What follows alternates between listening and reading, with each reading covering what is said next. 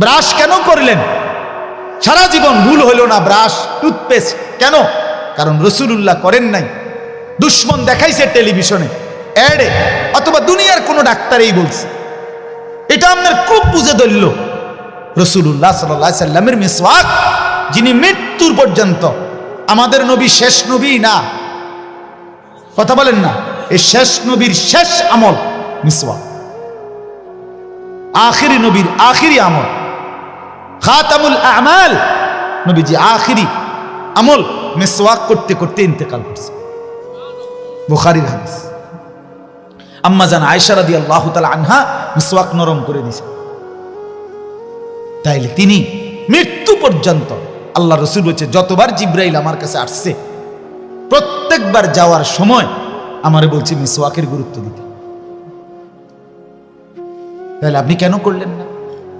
বাপ, মিসওয়াক করতে মনে থাকে না কেন? আমি দুঃখে, মনের কষ্টে অনেক সময় বলি, যদি সিনেমার নর্তকী, বিজ্ঞাপনের নায়ক, অভিনেতা, ওরা যদি টেলিভিশনে দেখাইতো মিসওয়াক, তো করল। বুঝেন নাই কথা? ওরা দেখালো। ফুটবলের খেলোয়াড়, ক্রিকেটের খেলোয়াড়ে যদি দেখাইতো মিসওয়াক, তো ঠিকই করতো। আজ মুহাম্মদুর রাসূলুল্লাহ করলেন কেন? এই জন্য উম্মতের এটা পছন্দ হলো না। দস্তরখান কেন পছন্দ হইল না? ডাইনিং টেবিল কেন ভুল হইল না? ডাইনিং টেবিল, 6টা চেয়ার, এটা দিয়ে মিস গেল না কারো ঘরে। রিক্সাওয়ালা, ফকির, দিন মজুর, তার ঘরেও ডাইনিং টেবিল, কুটিপতির ঘরেও ডাইনিং টেবিল। ডাইনিং টেবিল ছাড়া ফার্নিচার শেষ হইল না, দস্তরখান মিলে না কেন? জিগাইলে লুঙ্গি একটা দেয়, গামছা একটা ফুরান বিছায় দেয়, এটা নিয়ে দস্তরখান? এটা তো লুঙ্গি না, এটা দুর্গন্ধ বেটা। তোর গামছার মধ্যে আমি বইতাম কেন বেটা? তোর লুঙ্গির মধ্যে আমি বইতাম কেন? আহা, চিনেই না দস্তরখান, চিনেও না। বহু অসংখ্য আমনে আপনি হাঁটে দেখেন, 100 ঘরে খুঁজে দেখেন। আলহামদুলিল্লাহ, প্রতিটা কওমি মাদ্রাসা মুহাম্মদুর রাসূলুল্লাহ সাল্লাল্লাহু আলাইহি সাল্লামের সুন্নাতের দুর্গ। 6 বছরের বাচ্চাও মিসওয়াক করে, 60 বছরের উস্তাদও মিসওয়াক করে।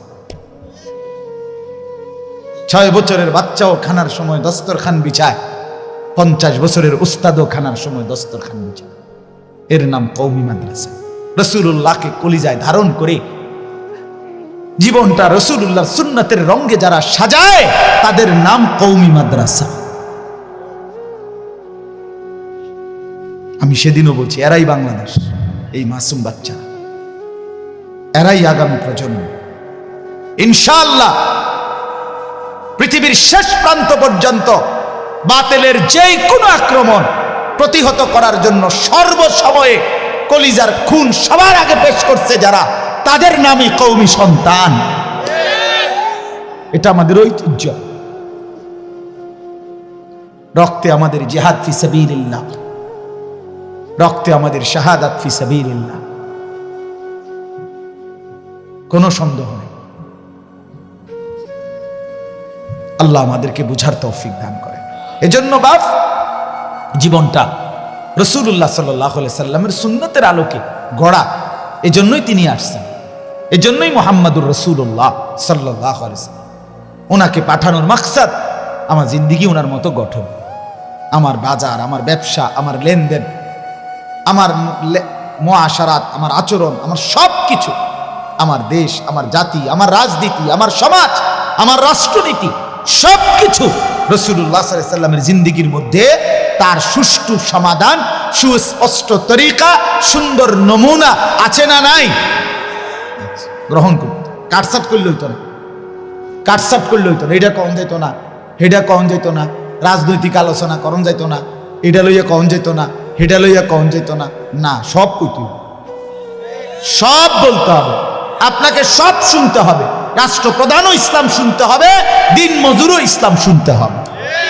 মুহাম্মদুর রাসূলুল্লাহ সাল্লাল্লাহু আলাইহি সাল্লাম সর্বোচ্চ ব্যক্তি, তার জন্য মুহাম্মদুর রাসূলুল্লাহ কুলি মজুর, তার জন্য, তিনি সবার জন্য, সবাই শুনতে হবে।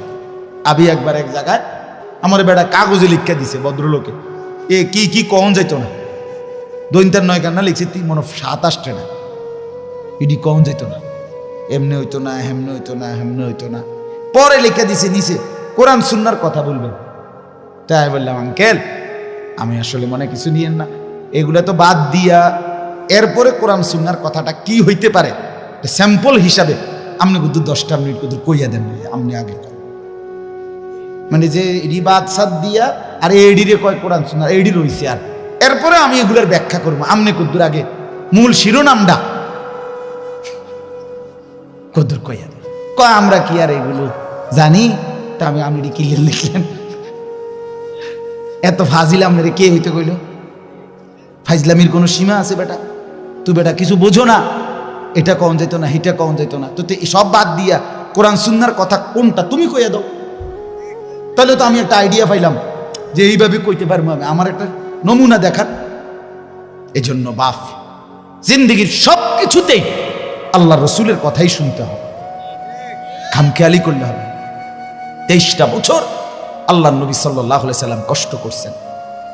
যেদিন শেষ রবিউল আউয়াল মাসে আমার নবী সাল্লাল্লাহু আলাইহি সাল্লাম ইন্তেকাল করে, সেদিন আল্লাহ নবী সাল্লাল্লাহু আলাইহি সাল্লাম সোমবার দিন ইন্তেকাল করছে।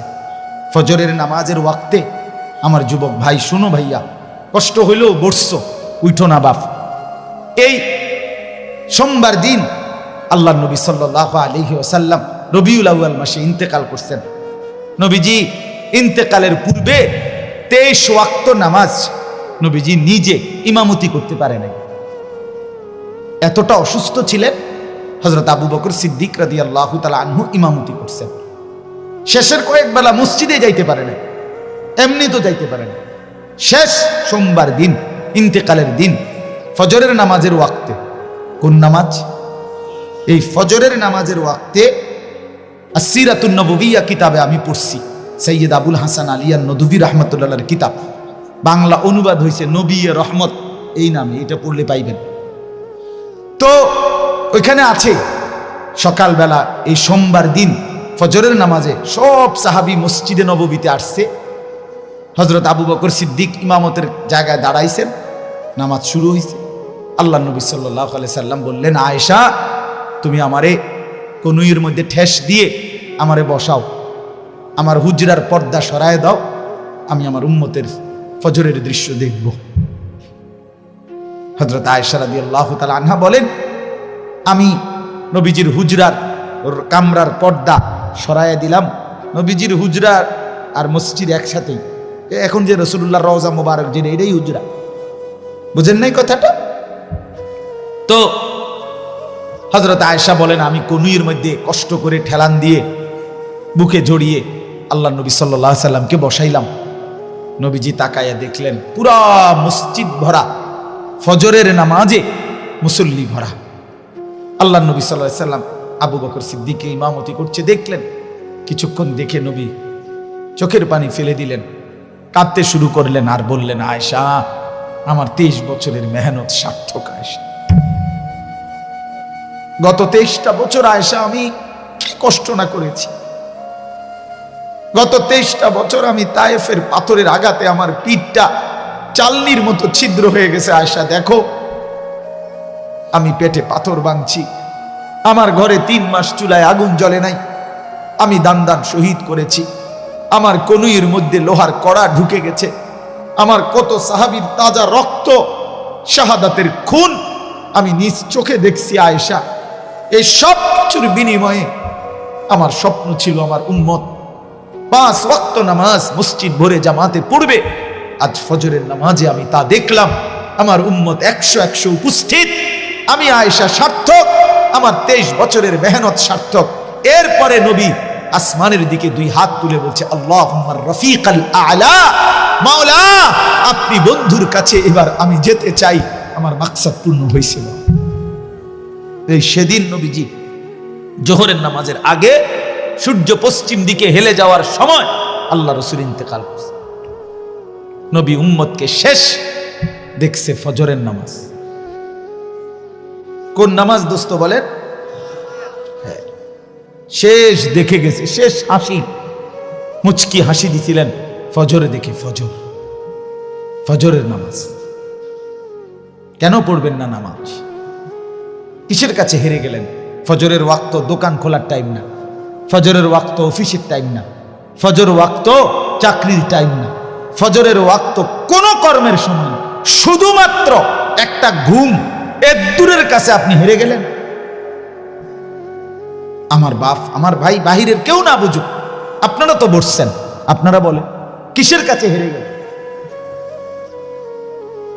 বলেন না, আমারে বলেন।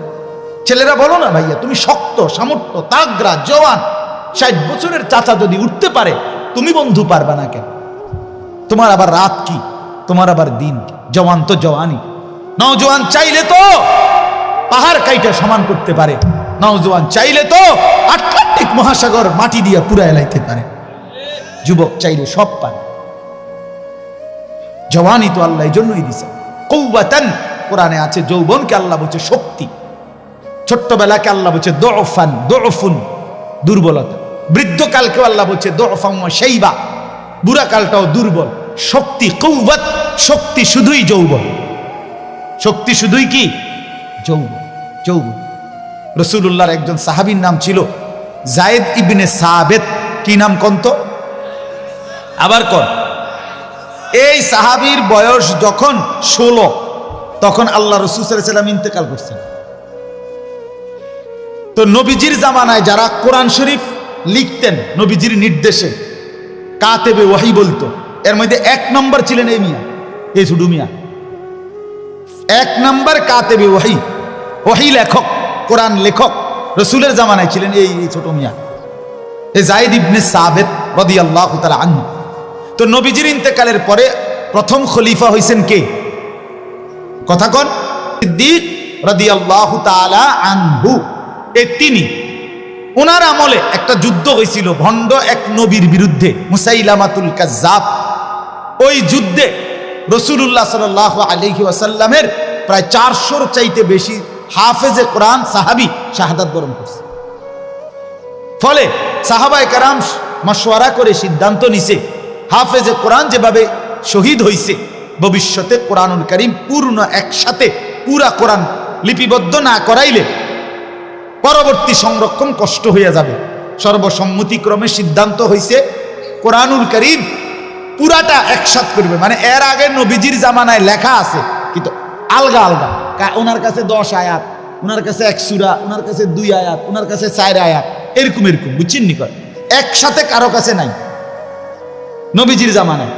এই আবু বকর সিদ্দিক প্রথম উদ্যোগ নিলেন ওনার খেলাফত আমলে, যার কাছে যা আছে সব সংগ্রহ করবে। 1 আয়াত 10 জনের কাছে থাকুক, সবটি লইব, সব একত্র কইরা যাচাই বাছাই করে পুরা 30 পারার ধারাবাহিকতা একসাথ করবে। কাজটা কি এমনি 10 টাকার বুট কিনুন খামখেয়ালি? এই 1.25 লাখ সাহাবীর প্রত্যেকের থেকে সংগ্রহ করা, এগুলোর যাচাই বাছাই করা, এগুলোর ধারাবাহিকতা ঠিক করা বিশাল কাম না? কথা বলেন না? এনে কামটা করবে কে? এটার মানে হেড অফ দ্য ডিপার্টমেন্ট, প্রধান কে হবে? এটা প্রথম কামটা করবে কে? হযরত আবু বকর সিদ্দিক রাদিয়াল্লাহু তাআলা আনহু প্রথম নাম প্রস্তাব করলেন এই 16 বছরের তাগড়া জওয়ান যায়েদ ইবনে সাবিতের নাম। বলে ওরে ডাক দাও। ওনারে আনছে। হযরত আবু বকর সিদ্দিক জিজ্ঞেস করছেন, যায়েদ বলো তো তুমি পারবানি এটা করতে? এই কোরআন সংকলনের এই বিশাল কাজ তুমি করতে পারবা কিনা? আমি যে কথাটা বুঝাইতে চাইছি আমার ভাই শুনেন।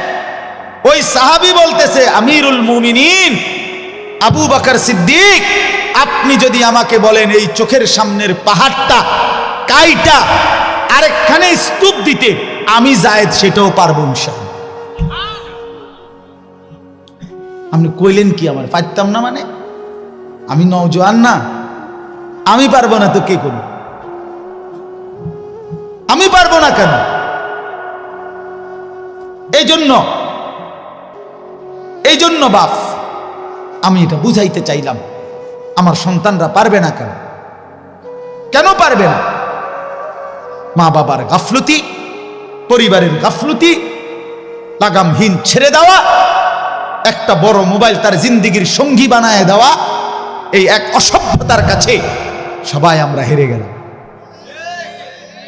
সবাই তাগড়া জওয়ান তার যৌবনের সোনালী সময়টা এই মোবাইল উলঙ্গ ছবি, নর্তকীর নাচ, জিনা ব্যভিচারের দৃশ্য, মদ জুয়ার আড্ডা, নারীর নৃত্য, অবৈধ প্রেম, সারা রাত উলঙ্গ ছবি দেখা, এই জানোয়ারি কাজ, অসভ্য কাজে শেষ করবে, খালাস শেষ। এর জন্যই আল্লাহ বানাইছে।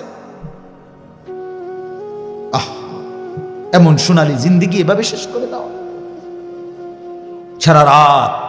সারাটা রাত অসংখ্য যুবক বর্তমানে মোটর সাইকেলে পিছনে একটা উপযুক্ত যুবতী মেয়ে নিয়ে সারা রাত রোডে রোডে ঘোরে। আমি এখন আমাদের যাত্রাবাড়ি ধোলাই খালের পর থেকে নিয়ে পদ্মা সেতুর পর্যন্ত যে মেন রাস্তাটা, এটা পাংখা রাস্তা, মানে রাস্তা এত সুন্দর, চোখ বন্ধ করে গাড়ি ছেড়ে দিলে এটা হিমাতত যাবে, এমন সুন্দর রাস্তা। আমি তো প্রায় ওই মাদারীপুর, শরীয়তপুর, ফরিদপুর গেলে আসার পথে দেখি রাতের 2টা, 2:30, 3টা বাজে।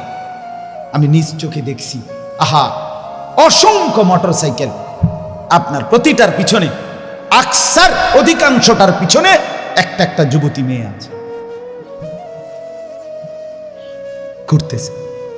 কোথায় মা, কোথায় বাপ, কোথায় পরিবার, কার মেয়ে, কার ছেলে? মনে রাখবেন, যেই মেয়ে, যেই মহিলা নষ্ট হয়ে যায়, মেয়ে যদি চরিত্রহীন হয়, মেয়ে যদি অপবিত্রা হয়, মেয়ে যদি খারাপ হয়, তো এটা বিরানি পৌঁছলে জাগাত রাখুন যায় না, একবারে দূরের ডাস্টবিনে ফেলে দিতে হয়। কোন নারী পচে যাওয়া, মেয়ে নষ্ট হয়ে যাওয়া, মহিলা নষ্ট হয়ে যাওয়া, আল্লাহর কসম, এটা শুধু পচছে না, এটা দুর্গন্ধে পুরা সমাজটা শেষ করে দিচ্ছে। মনে নারী নষ্ট হইলে সব শেষ। ভাত ফুরানো হইলে রাতের ভাত সকালে পানিত ভিজাইয়া খাওয়া যায়, বেডি নষ্ট হইলে এটারে আর জাগাত রাখা যায়। হ্যাঁ, যে মেয়ে বেহায়া, দুশ্চরিত্রা, যে মেয়ে কোনো হারাম প্রেমে ঢুকে গেছে, যে মহিলা বিবাহিতা কোনো পরকীয়ায় আসক্ত, মনে করেন ওই সমাজও শেষ, ওই ঘরও শেষ, ওই স্বামীর জিন্দিগিও শেষ, ঘরটাই তখন জাহান্নামের টুকরা। এই জন্য কোরআনুল কারীমের মধ্যে আল্লাহ তাআলা বলছে, শয়তানের চক্রান্ত দুর্বল, দাঈফা, নারীর চক্রান্ত আজিম, ভয়ানক। ইবলিসের চক্রান্তের চাইতে সরাসরি আল্লাহর কোরআনে আছে, নারীর চক্রান্ত তার চাইতে ভয়ানক। নারী অসৎ হইলে শেষ।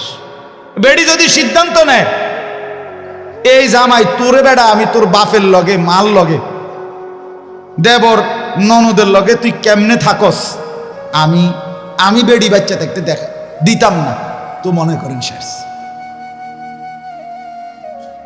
বুঝেন না? মহিলা যদি সিদ্ধান্ত নেয়, আমি আমার জামাইরে, জামাইয়ের আপন মা বাবার সাথে, জামাইয়ের ভাই বোনের সাথে চলতে দিব না, তো এর চাইতে দুর্ভোগ আর লাঞ্ছনা ওই ফ্যামিলিতে আর হয় না। এই জন্য মাদের ইসলাহ খুব দরকার, বোনদের ইসলাহ খুব দরকার, নারীর সংশোধন খুব দরকার।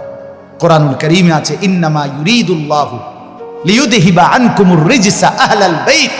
আল্লাহ বলে, নারী, তোমাকে আমি বললাম, মুসলিম নারী, ওয়াকারনা ফি বুয়ুতিকুন্না, তুমি ঘরে অবস্থান করো, ওয়ালা তাবাররাজনা তাবাররুজাল জাহিলিয়াতিল উলা, তুমি বেপর্দা বাহিরে ভিন নারী, অসভ্য নারী, জাহেল মূর্খ নারীদের মতো বের হইও না। 3, ওয়া আকিমনাস সালাহ, আল্লাহ বলছে কোরআনে, নারী তুমি 5 ওয়াক্ত নামাজ পড়ো, ওয়া আতিনাজ যাকাত, বছর শেষে হিসাব করে তোমার স্বর্ণ রৌপ্য গহনা অলংকারের যাকাত প্রদান করো। আর 5 নাম্বার, ওয়া আতিনাল্লাহ ওয়া রাসূলা, আল্লাহ এবং রাসূলের আনুগত্য করো। আল্লাহ বলে, নারী কেন বললাম? এই আল্লাহ তখন বলছে, আমি আল্লাহ চাই তুমি নারীর মাধ্যমে তোমার পুরা ঘরটাকে পবিত্র করে দিতে। যে নারী